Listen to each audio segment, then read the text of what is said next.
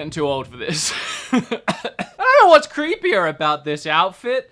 The fact that I'm wearing it or these gloves. Since when do cats have 3 fingers? Halloween, it's the scariest, creepiest time of the year, and usually it gets you in the mood to play some spooky games. But the one big question you might have on your mind right now is, out of all the outfits I could have chosen from Spirit Halloween, why did I pick Cat in the Hat? I don't watch scary movies and I don't play scary video games. I can't think of a genre I'm less versed in than spoopy stuff. So growing up, Cat in the Hat was the scariest movie I ever watched. That movie is terrifying. Whatever. Alright, today is a day of holiday cheer. It's a day of Halloween spoopy scariness, and it's a day where we all want to play scary video games. But the question you might have on your mind is, what are the scariest games I can play portably on my Nintendo Switch? Here's the thing, that's not a question I'm qualified to answer. As I said, I don't play scary games. I've played quite a few in preparation for this video and pooped my pants on more than one occasion, just so that I could bring some scary, spoopy games to your table this Halloween season. I'm just gonna shut up and get on with it. This is a list of 10 scary games for Switch. I hope you have a fantastic time watching it. It's not a video that I would take seriously in the slightest regard. I'm 29 years old, sat here wearing a Cat in the Hat outfit. If you take this video seriously, there's something more wrong with you than me, and that's saying something. Let's start the video.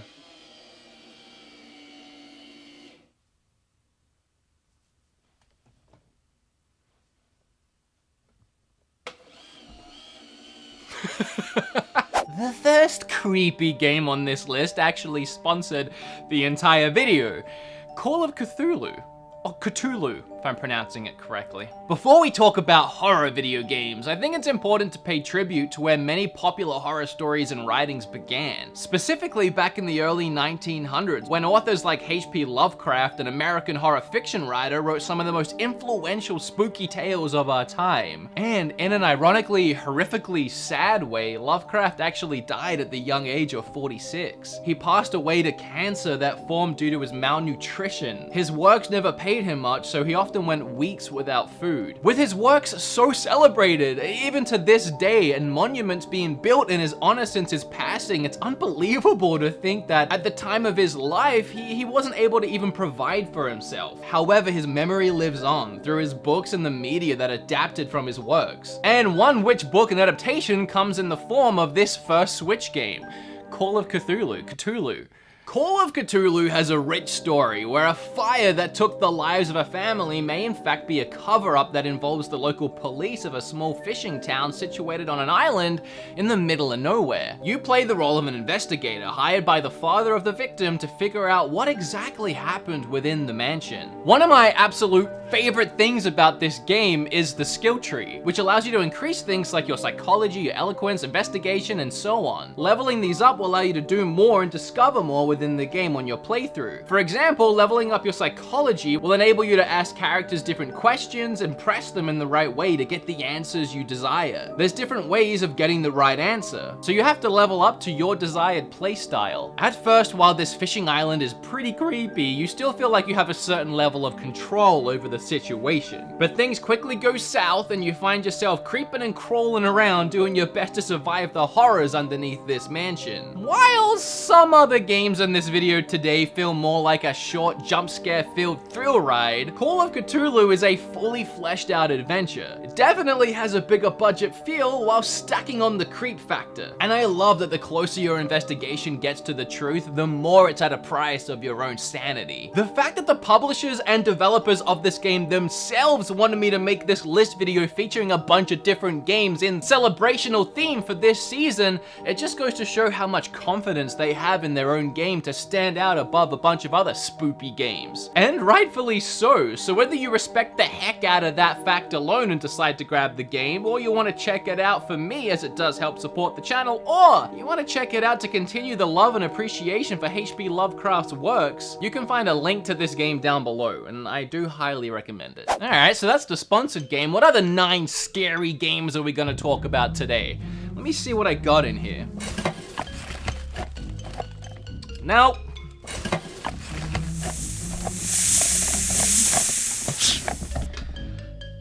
I know there's a game in here somewhere. Oh, give me a high five. Ah! You know, somehow after seeing a disembodied hand, a bloody knife, and a snake, there's probably nothing left in here that could actually scare me. Ah! Forgot about that thing. Oh, finally. Ghostbusters. That's not scary, but it's on theme.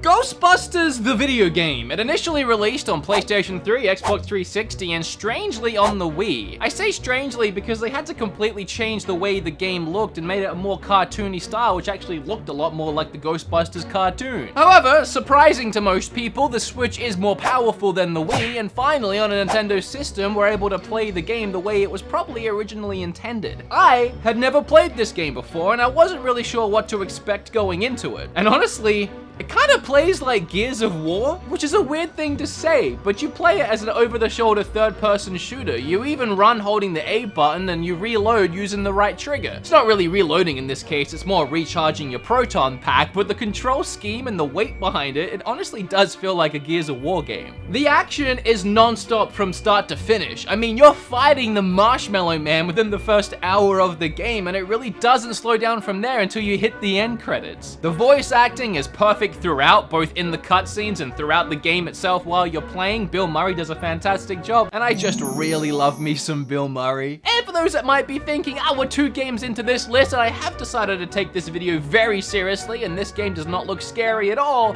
just wait till you play it. There's actually some pretty freaky themes. And Dan Aykroyd's character, whose name I can't think of right now. Hey, Kim? At one point of the game, you find this creepy nursery area and you hear kids laughing and screaming, and Ray tells you that it's dead children. It's creepy, alright. Hey, if you're a fan of Ghostbusters or just great video games, Ghostbusters the game. This makeup's getting really itchy. Oh, the Cat in the Hat! Outlast is a game that I just flat out refused to play until I had to make this video. Gotta be honest, I didn't play it long. Outlast is set in a psychiatric hospital. Yeah, that's it, I'm out. Hey, where'd my glove go? The thing I hate about this game is the thing that probably makes it so great. You have no way to defend yourself. You just walk around these hallways and corridors with a camcorder. The camcorder has night vision mode, so that's the only way you can really see things in the dark. You spend a lot of this game running and sprinting down hallways in the pitch black of night, stopping once in a while to bring up your camcorder and make sure you're heading in the right direction. The right direction most likely being away from whatever the heck that thing is. It's just about one of the freakiest things, bringing up that camcorder and seeing something standing right there in front of you. The only thing I will say is, even in my short time playing this game, I got a little sick of having to run around and hide from things all the time. It was creepy for sure, but it became a little tedious having to push past the same monster again and again to hit a hiding place. But then every time I fooled myself into a false sense of security around another corner, I found a jump scare that would reawaken me and remind me why I don't play horror games. Also, it sucks when the camera battery dies.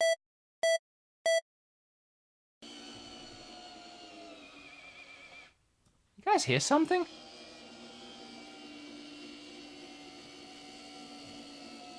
Much like Outlast, Amnesia is another game I wish people would forget about and stop asking me to play. You get it? Forget about it? Because it's empty. In Amnesia, you wake up in a strange castle and surprise, surprise, you can't remember anything. You got amnesia. That was a twist. And lucky you, I guess, you left a note for yourself before you forgot all the things. Unfortunately, all the note says is that you gotta kill a guy and that you're being chased by a guy. Well, damn, Daniel, if you knew you're gonna be able to leave a note for yourself, you think you'd leave a little bit more than that. In Amnesia, you need to deal with losing your marbles. You get easily freaked out and start seeing visions. So, you'd be best to try and stick in the light. Or stick in another Switch game, because this one is too scary. Whether that be lit up areas of the castle or using your own lantern if you can keep it fueled up. We also have some light puzzle solving here in the form of finding objects and holding onto them until you find out what it is they actually do, you know, point and click style. Now this is a collection pack for Switch. There's a couple other things bundled in. There's the Justine thing, which is a much shorter version of the game, and it's weird and has different endings. And then you have A Machine for Pigs, which is apparently a sequel to the original game, but since I noped out of the first one pretty quickly, I wasn't about to yuck back into the sequel. If you like being spoopy scared, this is one of the better ones to get spoopy scared with. Okay, can you please be quiet? If I've told you once, I've told you a billion times. When the Cat in the Hat starts filming, you stop going side to side. That's it, Larry. You come back here right now. Oh, that's right. Larry, get back here right now, young man. Just you wait till your father gets home. Whether you're a fan of horror games or not, I think we all have to appreciate what Darkwood managed to accomplish. For me, the scariest horror games are the ones that are played in first-person view. You know, putting me in the realistic position of a would-be victim about to die horribly at the hands of an alien ghost, poltergeist, machine monster pig. Cat in the Hat, y'all. It's much harder to evoke that feeling of dread from other gameplay styles, especially a top-down adventure style. But again, that's what makes Darkwood so beautifully terrifying. In this game, there's a virus taking over the world, and it's your task to try and escape both it and its infected inhabitants. The first thing that stands out to me is the way your flashlight bounces off the environment, especially so when it shines through the trees, casting a bright light that becomes your only field of view. Meaning, even though this game is top-down, you still can't see everything around you unless it's in your field of view. This is brilliant because it somewhat brings you back into that first-person perspective, not knowing what's around every corner or even right behind you. Unlike some of the other games on this list, you are actually able to arm yourself in Darkwood, either with the items you find around the world or the things you craft for yourself. I'm not able to craft things because I'm a cat, and apparently cats only have 3 fingers. I'm not sure if one's even an opposable thumb. Oh yeah, it is. What this game does best is its atmosphere. From the before mentioned visuals and lighting to its music and sound effects. It creates an eerie and extremely tense ambiance throughout the entire game that constantly keeps you on the edge of your seat. If I wasn't so full of Halloween chocolate weighing me down, making me feel lethargic and lazy, I'd run around this game room and grab every copy of Resident Evil I have in the house. But I am lazy, so here's Resident Evil 5. One of the very many Resident Evil games that's on the Switch now. We have the Origins Collection, which has Resident Evil 1 and the prequel, Resident Evil 0. We have 4, 5, and 6. We also have Revelations and Revelations 2. I'm honestly surprised 2 and 3 haven't been ported yet. What with the new remake of 2 and just the fact that I feel there really isn't that many ways to play the third game. I think I have it on PlayStation 1 and that's it. I have Resident Evil 4 on everything. Even my toaster plays that game. I'd say the 5th game is easily the least scary. They leaned way more into an action-adventure style game, and while I do enjoy it for its co-op action, there ain't a scare to be found in here. Although the first couple Resident Evils will always be the creepiest, especially the first one with its tank controls. That always made trying to escape zombies a terrifying clunky dance. 6 flat out sucks, and that's all I'm gonna say about that. There. And then you have the Revelation games, and these might be my favorites, honestly. The original was built for the 3DS, so it's a perfect handheld game, and the sequel knocked it out of the park as well. Both of these are really fun games. Not spoopy. They're a little more scary than some of the other titles, but still not really. But hey, there you go. Resident Evil. Zombies, Halloween, they go together like chocolate and peanut butter, which also go really well in Halloween. In honor of the next game, I'm gonna review it with my eyes closed, because in Perception, you can't see. It also means I can't read my hobbled together script that I wrote on my phone, so this should be interesting. Perception is great for one reason and one reason alone. The visuals. I love the way this game is presented. So okay, imagine playing a game completely blind, and the only way of getting around the world is by sound. And that's this game. I love the concept, but again, it's the way it's presented that really seals the deal. All these moving lines and motions that represent sound bouncing off the walls or wind blowing down hallways is fantastic. And of course, coupled with the visuals, you want the sound to sound soundy, since it's a game that relies heavily on sound. And oh boy, let me tell you, the sound in this game is as soundy as it gets.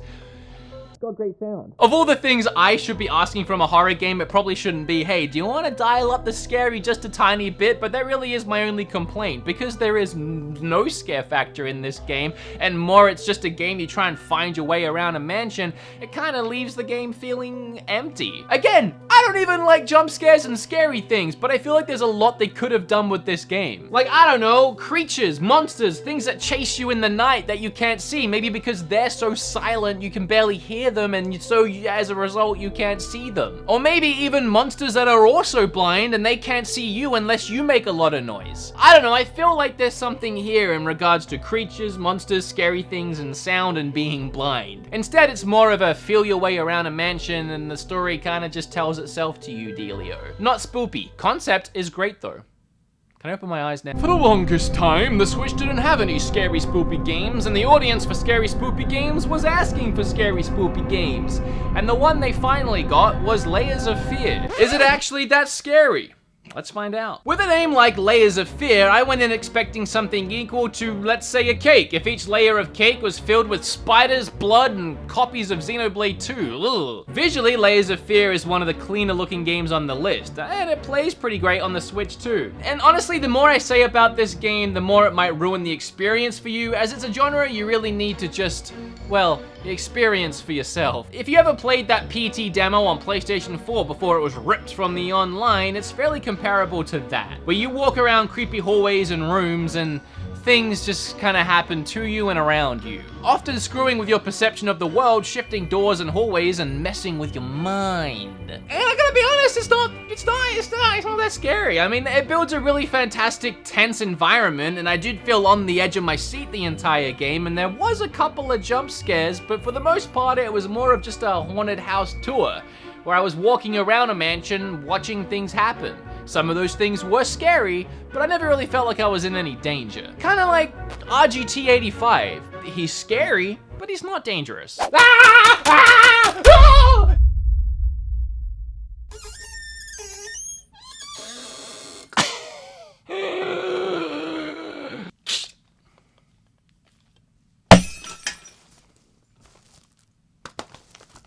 Friday the 13th.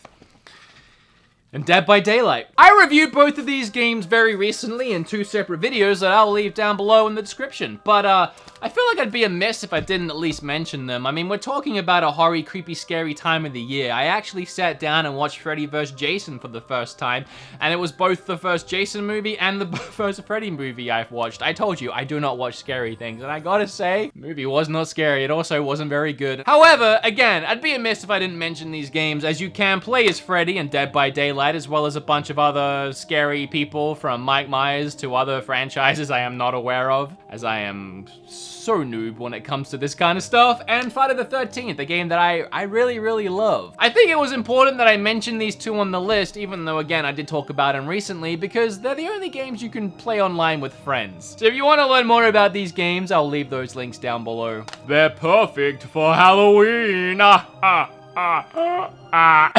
One more time, I do have to give a hand to the sponsor of this video, Call of Cthulhu. Just download it, buy it, play it, and support them for supporting me. It also supports me.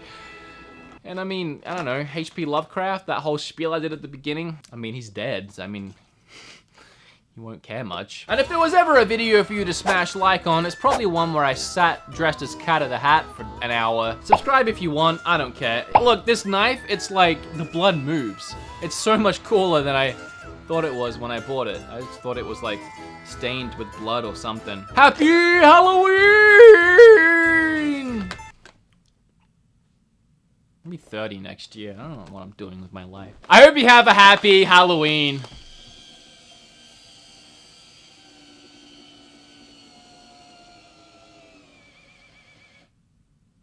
I swear to